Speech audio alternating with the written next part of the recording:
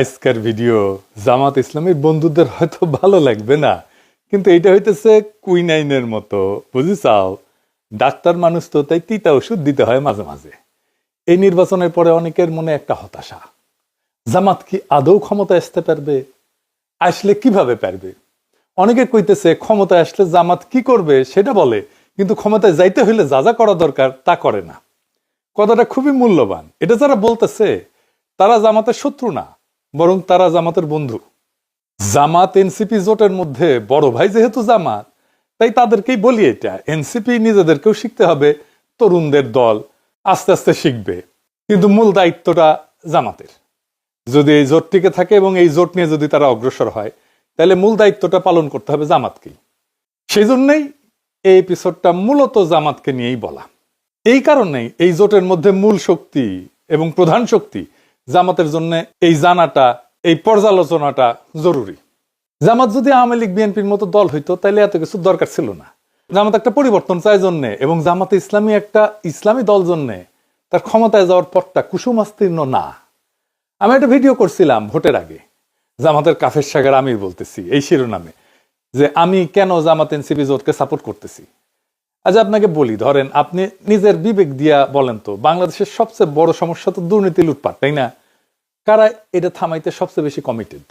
কার কমিটমেন্টে আস্থা রাখবেন? নিরপেক্ষভাবে বিবেককে কাজে লাগায় বলেন। বিএনপি বিএনপি একটা গভীরভাবে দুর্নীতিগ্রস্ত দল, চোর বাটপারে ভর্তি, 59% ক্যান্ডিডেট ঋণ খেলাপি, ব্যাংকে টাকা মারছে, আর কোনোদিন শোধ দিতে যেন না হয় তাই বিএনপির হয়ে ইলেকশন করছে। বিএনপির তার দলের চোর বাটপার ডাকাতদেরকে প্রোটেক্ট করতে হবে। জামাত এনসিপিতে কোনো দলের ভেতরে চোরকে প্রোটেক্ট করতে হবে না তো। এই লোকগুলো ভালো, সৎ, এনসিপির ছেলেরা তরুণ, এরাই হাসিনাকে হটাইলো, লড়াকু, আদর্শবাদী মানুষ, ভালোবাসে তাদেরকে। তো আপনি কারে সাপোর্ট করবেন? দেশের স্বার্থ যদি সবার আগে হয় তাহলে জামাত এনসিপি। জামাতের সংগঠন বিশাল, কি বিশাল বিশাল শোডাউন করলো, বেশিরভাগই শোডাউন হয়েছে বিএনপির চাইতে বড়। বাসে, ট্রেনে, লঞ্চে বাড়ি যাইতেছে, দাড়িপাল্লার স্লোগান দিয়ে দিয়া যাইতেছে। আবার শোনেন,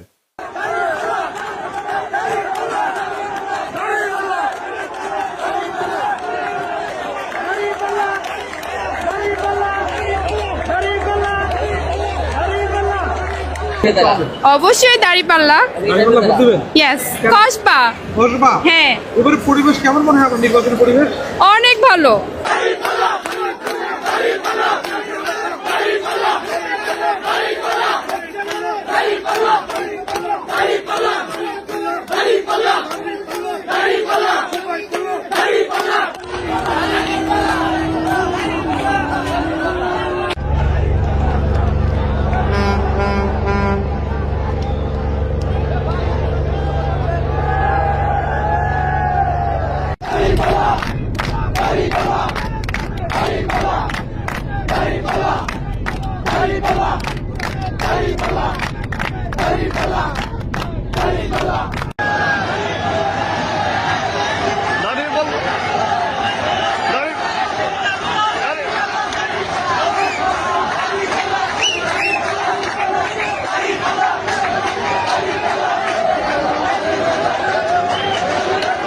কি জোয়ার!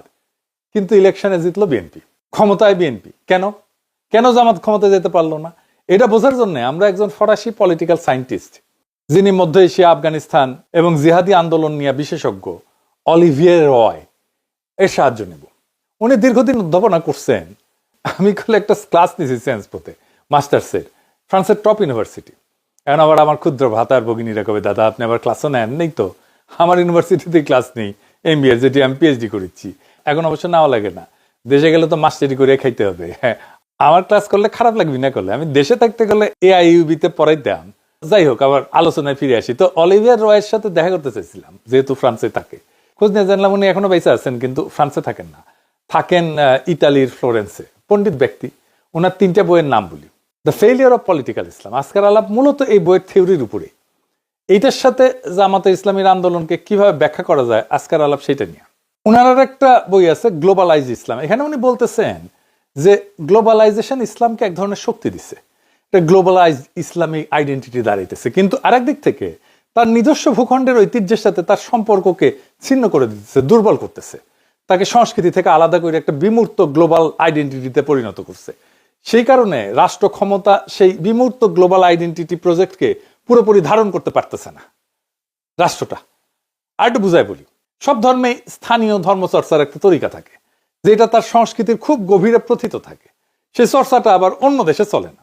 আমি ধরেন হিন্দু ধর্মের উদাহরণ দিই, ধরেন বাঙালি হিন্দুরা দুর্গাপূজা করে, তাই না? এটা কিন্তু অন্য এলাকার হিন্দুরা করে না।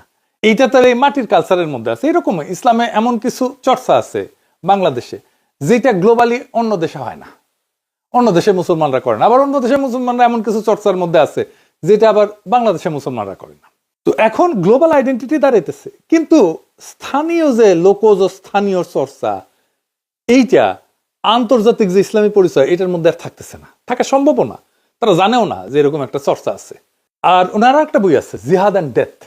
এইখানে যে জিহাদি অ্যাক্টিভিটিস বইলা যেগুলো চলে আর কি, এটা ধর্মের সাথে যুক্ত না, এটা আধুনিক পরিচয় সংকটের সাথে যুক্ত। এটা উনি দেখাইতেছেন। যারা ইসলামী উগ্রবাদী রাজনীতিতে আসতেছেন তাদের বেশিরভাগই আধুনিক সেকুলার শিক্ষায় শিক্ষিত। কেন এমনটা হইতেছে সেটা বুঝতে হলে এই বইটা পড়তে হবে। এটা একটা রেফারেন্স বই। আপনি এই বইটা পড়লে হোলি আর্টিজানের ঘটনা ব্যাখ্যা করতে পারবেন।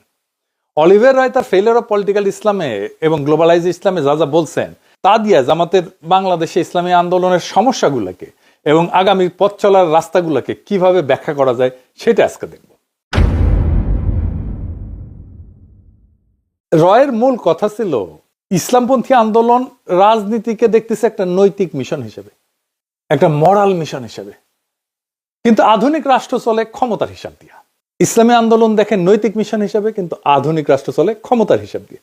এই দুইটা দ্বন্দ্বই ইসলামী দলগুলোকে ক্ষমতা আসতে বাধা দেয়। রাষ্ট্রের টিকে থাকতে হলে দরকার কি কি? প্রশাসন দরকার, শক্তির ভারসাম্য দরকার, জোট ব্যবস্থাপনা দরকার, বাস্তব কৌশল দরকার। কিন্তু কেউ যদি শুধু নৈতিক ভাষায় রাজনীতি করে আর অন্যরা কৌশল নিয়ে করে, তাহলে নৈতিক দল পিছায় পড়বে। তাই হইতেছে। এখানে রয় যে সমস্যার কথা বলছেন তাকে তিনি বলতেছেন ওভার আইডিয়ালাইজেশন, অর্থাৎ অতিরিক্ত মতাদর্শিক কঠোরতা, আদর্শগত বিশুদ্ধতা, ইডিওলজিক্যাল পিউরিটি। এটা ধরে রাখতে গিয়া বাস্তব রাজনৈতিক সমঝোতা কঠিন হয়ে যায়। এটারে রয় বলছেন নৈতিক বৈধতা বা মরাল লেজিটিমেসি। ইসলামিস্টরা মরাল লেজিটিমেসি বা নৈতিকতা ধরে রাখতে গিয়া রাজনৈতিক কার্যকারিতা হারায় ফেলে, মানে পলিটিক্যাল এফেক্টিভনেস হারায় ফেলে। সে মরাল লেজিটিমেসি ধরে রাখে কিন্তু পলিটিক্যাল এফেক্টিভনেস হারায় ফেলে। রয় এইটা বলেননি যে নৈতিকতা বেশি ছিল জন্য হারিয়েছে, তা বলেননি, কিন্তু বলছেন তাদের বিপ্লবী যে নৈতিক কল্পনা, সেটা আধুনিক রাষ্ট্রের যে প্রশাসনিক বাস্তবতা, এটার সাথে খাপ খায় না। অর্থাৎ সমস্যাটা নৈতিকতার না, বরং নৈতিক প্রকল্প বনাম রাষ্ট্র ক্ষমতার বাস্তব লজিকের সংঘর্ষ। ধরেন ইসলামী দল যদি একটা গাছ হয়, খাড়া আর শক্ত গাছ হয়, আর রাষ্ট্র ক্ষমতা যদি ঝড় হয়, তাইলে ঝড়ে তো গাছ থেকে কাইট হইতে হবে, তাই না? কাইট হইতে না পারলে তো গাছটা ভেঙে যাবে। আর একটা বিষয় এটা দেখাই দিই, আমি এটা আগে বলছিলাম আমার আগের এপিসোডে, রাষ্ট্র তো আসলে একটা প্রতিষ্ঠান, তাই না? কিন্তু আসলে কেমন ধরনের প্রতিষ্ঠান, এটার গুরুত্ব আছে। বিষয়টা এখানে একসাথে মিলায় বুঝলে বিষয়টা আরো পরিষ্কার হবে। তো রাষ্ট্র আসলে কেমন ধরনের প্রতিষ্ঠান? মার্কস ভেবার উনি বলছিলেন যে, শুনছেন আমি আমার মেলা এপিসোডে বলছি, উনি বলছেন যে রাষ্ট্র হইতেছে বৈধ শক্তি প্রয়োগের একচেটিয়া প্রতিষ্ঠান। বৈধ তার মানে রাষ্ট্র মানে পিটানির ক্ষমতা, বৈধ পিটানির ক্ষমতা। তার হাতে আছে পুলিশ, আমলাতন্ত্র, গোয়েন্দা কাঠামো, আইন প্রয়োগ ক্ষমতা, সবই জোর খাটানোর কিন্তু বিষয়, জোর খাটানোর ঘটনা। রাষ্ট্র তার সার্বভৌমত্ব প্রয়োগ করে, জোর খাটায়, বুঝায়, নসিহত করে, কিন্তু তার ক্ষমতা প্রয়োগ করে না, সে জোর খাটায় প্রয়োগ করে। আপনি না মানলে আপনারা জেলে ঢুকাবে, আপনি না মানলে আপনারা পিটাবে। সেই জন্য রাষ্ট্র একটা নিরপেক্ষ নৈতিক মেশিন না, এটা একটা শক্তির কাঠামো। আপনি যদি একদম আদর্শবাদী অবস্থানে যান, সব দুর্নীতিবাজকে শাস্তি দেব, দলীয়করণ বন্ধ করব, তাইলে আগে থেকে রাজনৈতিকভাবে যে বিন্যস্ত রাষ্ট্রযন্ত্র আপনার বিরুদ্ধে কাজ করা শুরু করবে। তাই হয়েছে। গ্রামসি বলছিলেন ক্ষমতা আসে হেজিমনি থেকে। হেজিমনি মানে কর্তৃত্ব, নৈতিক কর্তৃত্ব। এই কর্তৃত্ব আসে দুইটা জিনিস থেকে, জনসম্মতি আর বল প্রয়োগ। হাসিনা পালাইলো কেন? কারণ তার বল প্রয়োগের খুব কার্যকর মেশিনারি ছিল, কিন্তু জনসম্মতি ছিল না। উনি বলেন যে রাষ্ট্র ক্ষমতা টিকে থাকে দুই পায়ে দাঁড়ায়। একটা হচ্ছে বল প্রয়োগের ক্ষমতা, আইন, পুলিশ, নিরাপত্তা, প্রশাসনিক বল, আর কনসেন্ট বা জনসম্মতি, সামাজিক সম্মতি, ন্যারেটিভ, সাংস্কৃতিক গ্রহণযোগ্যতা, জোট ইত্যাদি। শুধু শক্তি বা বল দিয়ে টেকা যায় না, আবার শুধু নৈতিক আবেদন দিয়ে টেকা যায় না। টেকসই ক্ষমতায় থেকে থাকার জন্য দুইটাই লাগে, এই দুইটা ব্যালেন্স লাগে। তাহলে রাষ্ট্র যে বল প্রয়োগের যন্ত্র, সেটার সাথে ইসলামপন্থীরা কিভাবে ডিল করবে? ক্ষমতায় যাওয়ার আগে পুলিশ, প্রশাসন, রাষ্ট্রের ইনস্টিটিউট এদের সাথে কিভাবে ডিল করবে? ক্ষমতায় যাওয়ার আগে তিনটা খুব স্পষ্ট জিনিস লাগে। মরাল লেজিটিমেসি বা নৈতিক বৈধতা তো লাগেই। একটা দল নৈতিকভাবে গ্রহণযোগ্য হইতে হয়, তাদের একটা কমিটেড বেস থাকতে হয়। জামাত এনসিপির সেটা আছে, প্রায় 40% মতো একটা শক্ত সমর্থন আছে। 2 নাম্বার হইতেছে ইলেকটোরাল ভায়াবিলিটি। যেমন ক্ষমতায় যাইতে আমরা দেখতে পারতেছি যে 50%-এর বেশি ভোট লাগে। এর মধ্যে আছে সুইং ভোটার আছে, আরবান মিডল ক্লাস আছে, খুবই দরিদ্র ভাসমান লোক আছে, বিজনেস কমিউনিটি আছে, আন্তর্জাতিক সংস্থা আছে, আন্তর্জাতিক সম্প্রদায় আছে। এইটা জনসম্মতির আর একটা কিন্তু গভীরতর সংস্করণ। শুধু নৈতিক সমর্থন না, প্রশস্ত একটা রাজনৈতিক সামাজিক ব্রড বেজ একটা সামাজিক গ্রহণযোগ্যতা লাগে ক্ষমতায় যেতে হইলে। এই ব্রড বা প্রশস্ত সামাজিক গ্রহণযোগ্যতা আছে কিনা সেটা আমরা পরে দেখব। 3 নাম্বার হইতেছে গভর্নিং ক্রেডিবিলিটি, বা ক্ষমতায় যায় টিকে থাকতে পারবে কিনা। সেটা বলতে কি বোঝায়? তার প্রশাসনিক দক্ষতা আছে কিনা, অর্থনৈতিক স্থিতিশীলতা আনতে পারবে কিনা, আন্তর্জাতিক সম্পর্কে ব্যালেন্স রাখতে পারবে কিনা, যে রাষ্ট্রীয় নীতিগুলো আছে সেই নীতিগুলোর ধারাবাহিকতা রাখতে পারবে কিনা। এটাই রাষ্ট্র ক্ষমতার বাস্তব লজিক। তো এই রয় বলতেছেন যে ইসলামপন্থীরা খুব স্ট্রং আইডেন্টিটি বেস বানাইতে পারে, কিন্তু আধুনিক বহুত্ববাদী সমাজে একটা ব্রড কোয়ালিশন, একটা ব্যাপক ভিত্তিক কোয়ালিশন না বানাইলে ক্ষমতায় যাওয়া কঠিন। ইসলামপন্থীদের একটা মরাল ক্ল্যারিটি থাকে, খুব চমৎকার। নৈতিক বৈধতা মরালি সতের একেবারে চূড়ান্ত সৎ, কিন্তু সোশ্যাল রিচ সীমিত হয়ে যায়। এইখানে কোয়ালিশনটাকে এক্সপান্ড করা ছাড়া ইলেকটোরাল ব্রেক থ্রু বা ইলেকশনে জিতে আসা সম্ভব হয় না। এই মরাল লেজিটিমেসি যেটা আছে সেটা রাজনৈতিক কার্যকারিতায় রূপ নিচ্ছে না। এটাকে মরাল লেজিটিমেসিকে এই রাজনৈতিক কার্যকারিতায় রূপ দেওয়াটাই হতেছে আসল কাজ। তার উপরে বাংলাদেশে বাস্তবতা অনেকদিন থেকে রাজনীতিতে একটা নতুন জিনিস দাঁড়িয়েছে, ক্ষমতায় টিকে থাকাই হইতেছে আসল কথা, নৈতিকতা পরে। এনে ক্ষমতা যেন নিজেই নৈতিকতার জায়গা নিয়ে ফেলছে। আর ক্ষমতাবান, আমি যাদেরকে বাঙ্গু এলিট বলি, তারা যেভাবেই হোক ক্ষমতাকে ধরে রাখে, তাদের ক্ষমতার বৈধতার জন্য ন্যারেটিভ তৈরি করে। তার জন্য বুদ্ধিজীবী আছে, মিডিয়া আছে। আমি একটা এক্সাম্পল দেখাই। বিএনপি ক্ষমতায় আসার পরে ন্যারেটিভ তৈরি করা শুরু হয়েছে মিডিয়াতে। প্রফেসর ইউনূস নাকি বাংলাদেশে দারিদ্র বাড়ায় দিয়ে গেছে, দারিদ্র বাড়িয়ে দিয়ে বিদায় দারিদ্রের জাদুঘরের শিরোনাম এক, ভিতরে টেক্সট এক। সব কয়টা কিন্তু বসুন্ধরা গ্রুপের পত্রিকা। দেখেন কালের কণ্ঠ, বাংলাদেশ প্রতিদিন, নিউজ 24, এমনকি ডেইলি সান, সবগুলোতে একই নিউজ। এরা আগে আমাদের নিয়ে সাইবার সন্ত্রাসী বইলা 3-4 কলামে স্টোরি করতো। হাসিনা পলানোর পরে মাপটাপ চাইয়া প্রত্যাহার করছে স্টোরিগুলো, আবার ঘুরে মাগুর স্যাং, বিপদে পরে আবার সে একই ভুল করে। অফিসিয়াল দারিদ্র পরিসংখ্যানের সর্বশেষ জরিপ হয়েছে এটা 2022 সালে। এই অনুযায়ী দারিদ্র কমছে আগের বছরগুলোর তুলনায়। এখন পর্যন্ত 24 থেকে 26 এই সময়কালের জন্য সরকার, বিশ্ব ব্যাংক বা বিশ্ব কোনো সংস্থা থেকে আন্তর্জাতিকভাবে প্রকাশিত চূড়ান্ত দারিদ্রের হার নিয়ে কোনো সার্ভে নাই। কই পেল এর ডেটা? পায় নাই। বিএনপি কয়ে দিচ্ছে প্রফেসর ইউনূস কত খারাপ অবস্থা দিয়ে গেছে সেটা দেখাইতে হবে, তাই দেখাইতেছে পত্রিকাগুলো। এভাবে মিডিয়া সত্য নির্মাণ করে। ইলেকশনের আগে সব মিডিয়া একসাথে জামাত এনসিপি জোটের পিছিয়ে লাগলো, কভারেজ কমাই দিল। এভাবে এরা সত্য উৎপাদন করে। গত এপিসোডে দেখাইছিলাম আর এক বয়ান রেডি করতেছে, ঋণ বোঝা বাড়াই দিয়ে গেছে প্রফেসর ইউনূসের সরকার, দেখেছেন না? এইভাবেই ট্রুথ প্রোডাকশন বা সত্যের নির্মাণ ক্ষমতার অংশ। ক্ষমতা শুধু পুলিশ দিয়ে টিকে না, ন্যারেটিভ দিয়েও টিকে। আমরা এই সোশ্যাল মিডিয়া দিয়া মেইন স্ট্রিম মিডিয়ার সাথে পেরে উঠি নাই ইলেকশনের সময়। তার উপরে আর একটা জিনিস আছে, কি সেটা? জামাত ক্ষমতায় আসবে শুনলে পুরো এস্টাবলিশমেন্ট, আমলাতন্ত্র, এলিট, এরা যে বন্দোবস্ত চলে কাইপা ওঠে একেবারে। আসল কারণ হইতেছে যে এরা তো এমন একটা সিস্টেম গড়ে তুলছে যেখানে চেয়ার টেবিল পর্যন্ত ঘুষ খায়। জামাত ক্ষমতায় আসলে তো ঘুষ খাওয়া বন্ধ হয়ে যাবে। দেখেন নুরুল কবির কি বলে, বিএনপিকে নাকি নাকে রুমাল চাইপে ভোট দিচ্ছে জামাত ইসলাম থেকে বাঁচার জন্য। শুনেন আগে। এই দেশের বহু মানুষ নাকে রুমাল দিয়ে বিএনপিকে ভোট দিয়েছে। নাকে রুমাল দিয়ে কেন? ওই ধানের শীষ দেখলে তার চাঁদাবাজির দুর্গন্ধ তার নাকে আসে। এই নাকে রুমাল দিয়ে দিয়েছে জামাত ইসলামের হাত থেকে বাঁচবার জন্য। শুনেছেন? আমি যদি ধরেও নি 1971 জামাত ইসলামের ভূমিকার জন্য ভোট দেয় নাই, তাহলে তো 1971 যার জন্ম হয় নাই তারও বয়স আজকে 56 বছর, তাই না? সে জামাতের কি দেখে, কি থেকে ব্যস্তে নাকে রুমাল চেপে বিএনপিকে ভোট দিল? জামাত থেকে ব্যস্ত চায় কারণ তারা মনে করে যে জামাত আসলে ঘুষ বন্ধ হয়ে যাবে, দুর্নীতি বন্ধ হয়ে যাবে। এটা তো বলতে পারে না। বলে নারীদের বন্দি করবে, দেশকে পিছনের দিকে টেনে নিয়ে যাবে, দেশকে আফগানিস্তান বানাবে। আর নুরুল কবির মনে করে সন্ধ্যা গেলে ঢাকা ক্লাবে গিয়ে মাল টানতে পারবে না, ওটা বন্ধ হয়ে যাবে। নুরুল কবির যে কইছে জামাতের হাত থেকে বাঁচার জন্য বিএনপিকে ভোট দিছে, জামাত করবে এটা কি যেটা দেখে ভয় পাইছে নুরুল কবিরেরা? আমি তো আর কিছু দেখি না যে মদ খেতে না পারা ছাড়া। বাংলাদেশে সৎ মানুষ হইলে, নৈতিক হইলে খুব সমস্যা, খুবই সমস্যা। আমি একটা প্র্যাকটিক্যাল এক্সাম্পল দিই আমার পেশা থেকে। আপনি যদি সৎ প্র্যাকটিসিং ডাক্তার হন, আপনাকে একটা দুর্নীতিগ্রস্ত চক্রের মধ্যে ঢুকতেই হবে, এর মধ্যে ঢুকে যেতে হবে। আপনি প্র্যাকটিসই করতে পারবেন না এর মধ্যে না ঢুকলেন। আপনি সৎ থাকতে চাইবেন, পারবেন না, পারবেনই না, একেবারেই পারবেন না। রুগী পাবেন না, রুগী যায় যেখান থেকে, ওই যে ফ্রন্ট ডেস্ক, ওইখানে আপনার অ্যাপয়েন্টমেন্টই না হবে না, বলা হবে আপনি দেশে নাই, আজকে আসবেন না, অসুস্থ, আরো নানা কথা ঘুরে বেড়াবে বাতাসে, বলা হবে আপনি ইমার্জেন্সি টাইমে পাওয়া যায় না, আপনারে ফোন করলে আপনি ধরেন না, আপনি রুগীর সাথে খারাপ ব্যবহার করেন, আপনি রুগী মেরে ফেলেন, আপনি সিজার করতে যায় বাচ্চার পাছা কেটে ফেলেন, আপনার চাকরি চলে যায় অবস্থা, আসেন কয়েকদিন, দেখেন কয়দিন থাকে, এই তো সেদিন ওটির টেবিলে একটা রুগী মারা গেল, আপনি শেষ। আপনার মেধা দিয়ে কি করবেন? আপনার ক্লিনিক্যাল স্কিল দিয়ে কি করবেন?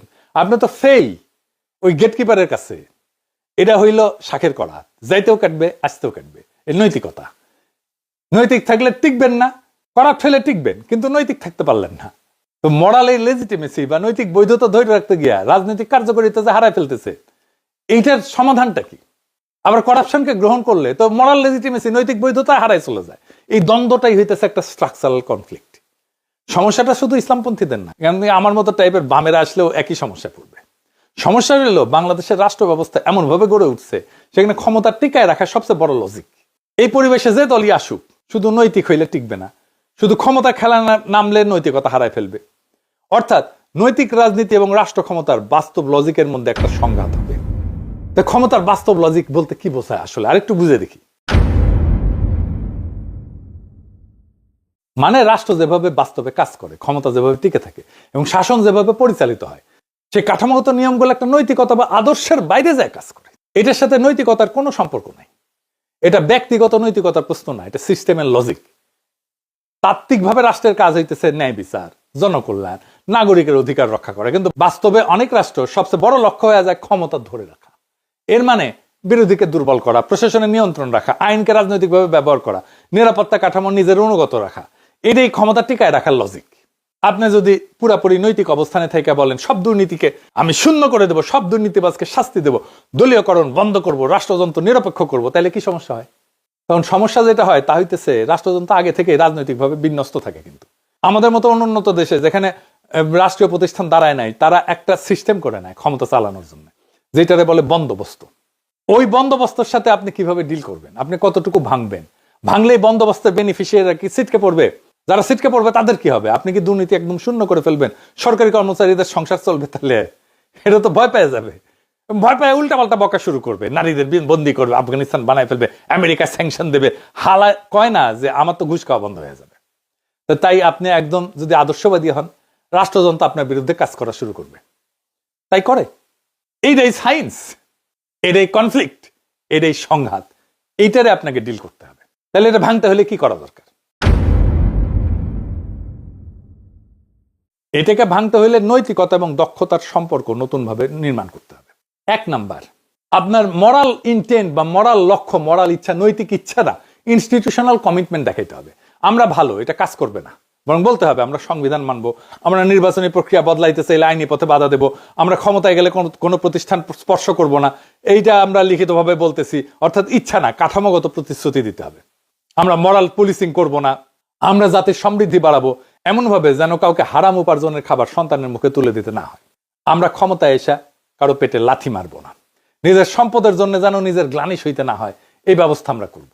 আমরা ধরবো শীর্ষ দুর্নীতিবাজদেরকে, এক্সাম্পল তৈরি করবে এমন ইস্যুগুলাই ধরবো।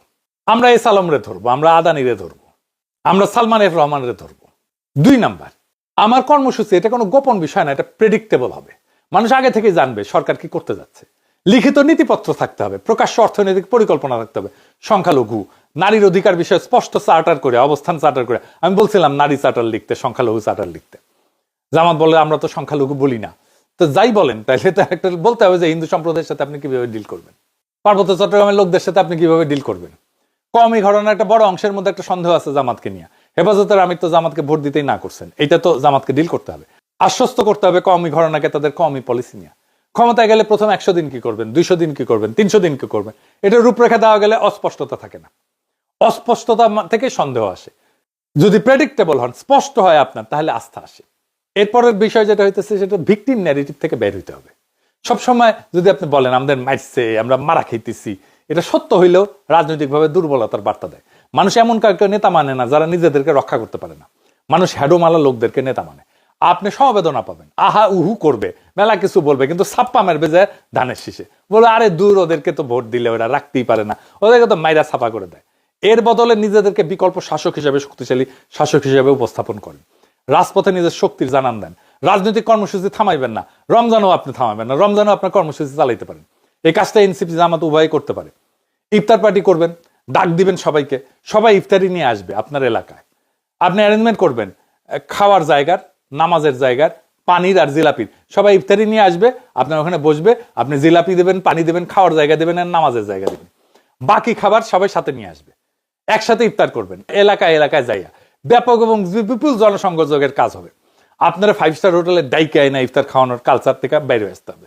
শাসকের যে কালচার, এই কালচারটাকে আপনাকে ভাঙতে হবে। আপনাকে যদি ভাঙতে না পারেন, তাহলে আপনি বিকল্প শাসক হিসেবে নিজেকে দেখাইতে পারবেন না। আপনার বিকল্প শাসক হইতে হলে আপনার বিকল্প কালচার থাকতে হবে। মনে রাখবেন, আপনি শুধু ভুক্তভোগী না, আপনি বিকল্প শাসক। তবে সব নির্যাতনের ডকুমেন্টেশন রাখবেন, মামলা করবেন, ভিকটিমের বাসায় যাবেন, কোনো ভিকটিম যেন না থাকে যার বাসায় আপনি যান নাই। 4 নাম্বার, সংঘর্ষ না, কম্পিটেন্স দিয়ে শক্তি দেখাবেন। ক্ষমতার লজিককে হারাইতে হইলে সহিংস বা আবেগী প্রতিক্রিয়া না, প্রমাণ করতে হবে আপনি সংগঠিত। আপনার প্রশাসন বোঝেন, আপনি অর্থনীতি বোঝেন, আপনি আন্তর্জাতিক সম্পর্ক বোঝেন, আপনি কূটনীতি বোঝেন, এমনকি আন্ডারওয়ার্ল্ডও বোঝেন। আপনার কোয়ালিশনকে ব্যাপক করতে হবে। আমি কয়েকদিন আগের এপিসোডে দেখাইছিলাম গণসংগঠন করার কথা, নারীদের সংগঠন করার কথা, সেটার কাজে হাত দেন। কোয়ালিশনকে ব্যাপক করার মানে এই না যে আপনি রাজনৈতিক দলের কোয়ালিশন করবেন, অনেকগুলো রাজনৈতিক দল আনবেন। আপনাকে নানা সোশ্যাল ক্লাসের সাথে কোয়ালিশন করতে হবে। নুরুল কবিরের সাথে বিএনপির কোয়ালিশন আছে তো, শহীদুল আলমের সাথে বিএনপির কোয়ালিশন আছে তো। আপনাকে এই লেভেলে কাজ করতে হবে তো। আমি ডাকসুকে একটা পরামর্শ দিচ্ছিলাম যে সাবেক ডাকসুর যত ভিপিজিএস আছে তাদের সাথে দেখা করো, তাদের পরামর্শ নাও, কে কোন দলে আছে ওইটা দেখো না। দেখা করতে না চাইলে সেটা ভিন্ন আলাপ, কিন্তু তোমাদের তরফ থেকে দেখা করো। দেখলাম মাহমুদুর রহমান মান্নার সাথে যে দেখা করছে, মান্না ভাই তো উচ্ছ্বসিত হয়ে প্রশংসা করছে, করারই কথা। তারপরে আর কারো কাছে গেছে কিনা জানি না, গেলে তো নিউজ হইতো। আপনার আশেপাশে সিভিল সোসাইটির একটা স্ট্রেংথ দাঁড় করান। আপনার কোয়ালিশন যে সবার সাথে একই মাত্রায় হইতে হবে তা না, কারোর সাথে একটা লুজ সম্পর্ক থাকতে পারে, লুজ অ্যালায়েন্স হইতে পারে, আবার কারোর সাথে একটা স্ট্রং অ্যালায়েন্স হইতে পারে। আপনি তো 35.8% ভোট পাইছেন, ইঞ্জিনিয়ারিং করে বাদ দিলেও তো এইটুকু পাইছেন, এটা বিশাল অঙ্ক। আপনি তো আগামীর ক্ষমতা, আপনাকে কেউ উপেক্ষা করতে পারবে না। তারা জানে আজ হোক কাল হোক আপনি ক্ষমতা আসবেন, আপনার শত্রুও জানে। রমজানে তো বেড়াছাড়া করে ফেলছে, জিনিসপত্রের দাম আকাশ ছুঁইছে। হাসিনার আমলের চাইতে দাম বেড়ে গেছে জিনিসের, সামান্য লেবুর সিন্ডিকেট ভাঙতে পারতেছে না, ধাই ধাই করে বাড়তেছে জিনিসপত্রের দাম। প্রফেসর ইউনূস কিন্তু কমায় আনছিলেন জিনিসপত্রের দাম। আমি আপনাদের 2টা ভিডিও দেখাই, এক বৃদ্ধার, দেখেন আগে। সোয়াবিন তেল 1 কেজি তেল 200 টাকা, 250 টাকা। 1 কেজি তরকারি 80 টাকা, 90 টাকা, 100 টাকা। আমগো মতো মানুষে কিনা খাওয়ানোর উপযুক্ত চাইয়া চিন্তা যা 2-4টা তরকারি লইয়া যাই, হইলে হয় না হইলে নাই, বুঝছা। বড় লোকের গ্রামে তো কিছু পাইও না মেম্বার চেয়ারম্যানের কাছে। বাইরের মারহুতেরা যা 200-400 টাকা সাহায্য দে।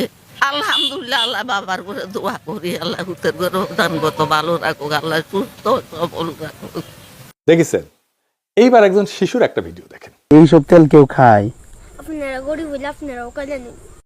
এই আপু, এই যে নাম কি তোমার? শান্তিদা। তুমি কান্না করতে করতে কই যাও? আব্বা কইছি 4টা ডিম দিতে, আব্বা 2টা ডিম দিছে। আমি তোমার মেইন রুট থেকে ফলো করতে করতে আইতাছি, তুমি আমার কি স্পিডে হাঁটতে পারো, এই জন্য কান্না করতেছো। 2টা ডিম দিছে দেখা। তোমাদের ঘরে মানুষ কয়জন? 4 জন। 4 জন মানুষ, 2টা ডিম দিছে। কেন তোমার আব্বার তো টাকা নাই? 30 টাকা আছে, 30 টাকা দেখি নেই। দিছে। এটা কি তেল? তেল? কি তেল এটা? এমন কেন? না মধু? সয়াবিন তেল, পুরা তেল এটা। ও, কই থেকে আনছো পুরা তেলটা?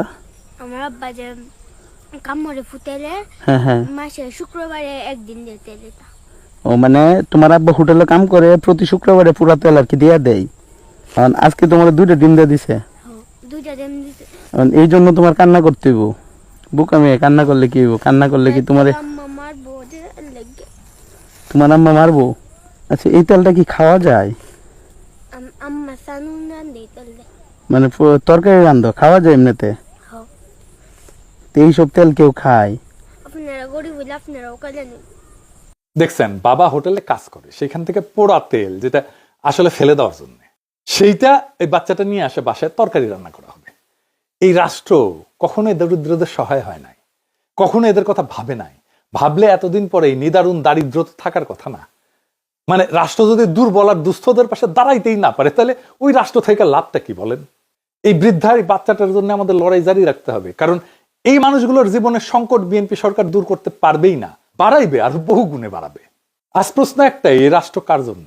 ঢাকা ক্লাবের বারান্দায় বসে যারা ক্ষমতার গল্প লেখে মদ খায় তাদের জন্য, নাকি সেই বৃদ্ধার জন্য যার হাতে থালা আছে কিন্তু থালায় খাবার নাই, নাকি সেই শিশুর জন্য যে হোটেলে ফেলে দেওয়া পোড়া তেল নিয়ে আসে বাসায় কারণ তার মা রান্না করবে কিছু একটা, যেভাবেই হোক? এই রাষ্ট্র কি তাদের, নাকি শুধু বন্দোবস্তের? সেই বন্দোবস্ত যে বন্দোবস্ত এতদিন ধরে চলে আসছে। আমরা রাজনীতি করতেছি তো ক্ষমতার জন্য না, আমরা রাজনীতি করতেছি মর্যাদার জন্য, ওই মানুষগুলোর জন্য। কিন্তু মনে রেখেন, মর্যাদা ভিক্ষা করে পাওয়া যায় না, মর্যাদা সংগঠিত শক্তি দিয়ে অর্জন করে নিতে হয়। আমরা শুধু ভালো মানুষ হলে চলবে না, আমাদের প্রমাণ করতে হবে আমরা শাসন করতে পারি, আমরা অর্থনীতি বুঝি, আমরা রাষ্ট্র বুঝি, আমরা ন্যায় বুঝি, আমরা ইনসাফ বুঝি, আমরা ভয় পাই না। যেদিন মানুষ দেখবে এই শক্তি নৈতিক, দক্ষ এবং স্থির, সেদিন এই বন্দোবস্ত কাইপা যাবে, কারণ তখন মানুষজন আরো ব্যাপকভাবে আমাদের পিছিয়ে এসে দাঁড়াবে। আজ যারা ভয় দেখায়, যারা ন্যারেটিভ বানায়, তারা জানে সময় বদলাইতেছে, বদলাই গেছে অলরেডি। এই লড়াই তো কারো বিরুদ্ধে না, এই লড়াই ওই বৃদ্ধার পক্ষে, এই লড়াই ওই শিশুটার পক্ষে, সেই শ্রমিকের পক্ষে, সেই দরিদ্রের পক্ষে যার ঘামে দেশ চলে কিন্তু যার ঘরে আলো জ্বলে না। তাই লড়াই থামবে না, সংগঠন থামবে না, আত্মবিশ্বাস ভাঙবে না, কারণ আমরা শুধু বিরোধী না, আমরাই আগামীর শাসক, আমরাই আগামীর রাষ্ট্র ক্ষমতা, আমরাই আগামীর শাসক হওয়ার প্রস্তুতিতে আছি, আমরাই আগামীর রাষ্ট্র ক্ষমতার ধারক এবং বাহক। ইনকিলাব জিন্দাবাদ, আজাদি জিন্দাবাদ।